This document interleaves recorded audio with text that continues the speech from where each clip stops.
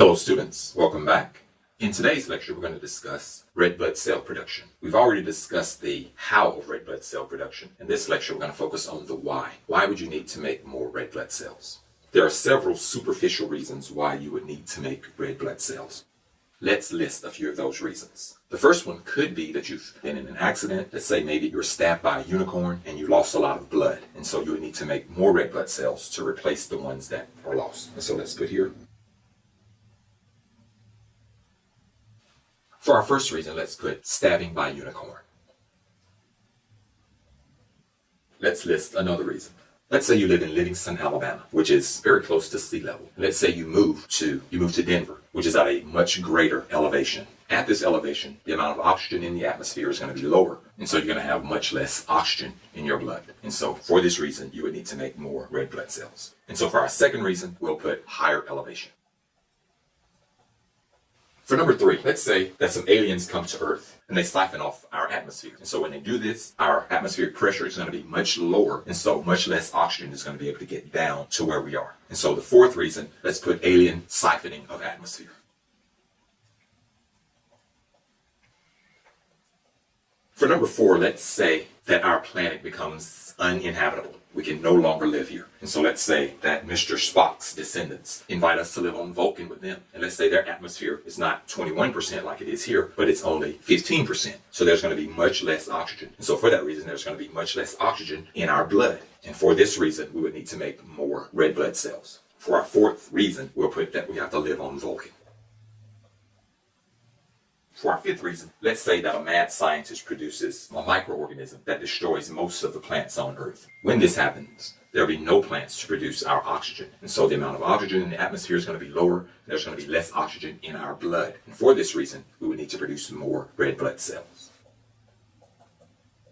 And so here are 5 reasons why we would need to make more red blood cells. Now, the one thing that these all have in common is that they all result in a lower amount of oxygen in our blood. And so what our body does, for whatever reason, if there's less oxygen in our blood, the body responds to this by producing more red blood cells. It matters not what the reason is. If the body senses less oxygen in the blood, it responds to this by producing more red blood cells. And so this lecture will be devoted to the process of responding to lowered oxygen and producing red blood cells. So let us begin. There are several components involved here. We're going to need 2 organs to sense the lowered oxygen, and we're going to need another structure of the body to produce the red blood cells. We're going to need to draw the red blood cells themselves, and we're going to need to represent the blood and the oxygen in the blood.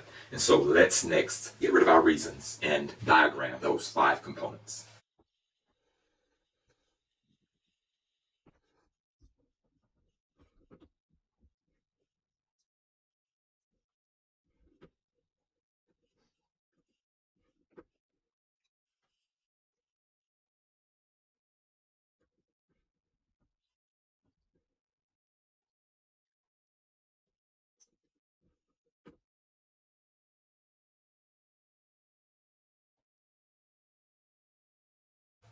Okay, so here we have our components. We have the blood itself with a low oxygen concentration. We have 2 organs here which sense the lowered oxygen in the blood. We'll name them later. Here we have a bone, and in the ends of these bones, we have the site of production of our blood cells. And we have that here. Here we have our red blood cells, and then this will be our resulting blood. And so let's see what happens here. The first thing that happens here is that we have a very low oxygen concentration, or insufficient oxygen in our blood. As this blood travels through these 2 organs here, these organs sense an insufficient oxygen concentration. And in response to this, they synthesize the hormone which produces red blood cells. And so for now, let's just call this hormone the red blood cell hormone.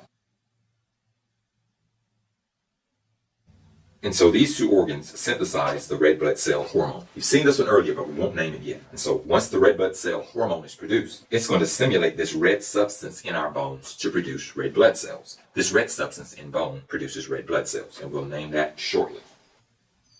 So now we're going to produce more red blood cells. There are going to be more red blood cells in the blood. And so let's indicate this here. And so now we're going to have more red blood cells in circulation. And with more red blood cells in circulation, the blood is now capable of carrying more oxygen. And with more oxygen in the blood, the problem is corrected. So let's go through the entire process again, annotating some things. So initially, we have decreased oxygen. The problem of decreased oxygen in the blood is known as hypoxia or hypoxemia. The two organs that actually sense the hypoxia are the liver and kidneys. The liver and the kidney produce the red blood cell stimulating hormone, and this hormone is known as erythropoietin or EPO. The EPO goes to this red structure inside the bone, stimulating red blood cell production, and that structure is called the red bone marrow. Remember, in adults, our red bone marrow is found in our axial skeletal system and in the proximal epiphyses of our long bones. You should remember that from Anatomy and Physiology 1. What I've drawn here is the proximal end of the femur. And so the red bone marrow, stimulated by the production of EPO, increases its production of our red blood cells. And the red blood cells now are capable of carrying more oxygen. And so the amount of oxygen in the blood increases, correcting the problem of hypoxia. And so this explains why red blood cells are made. So whenever there is hypoxia, for whatever the reason, the body responds to this problem by producing more red blood cells. And so this concludes our lecture on low oxygen concentration in the blood. I hope that you've learned a lot.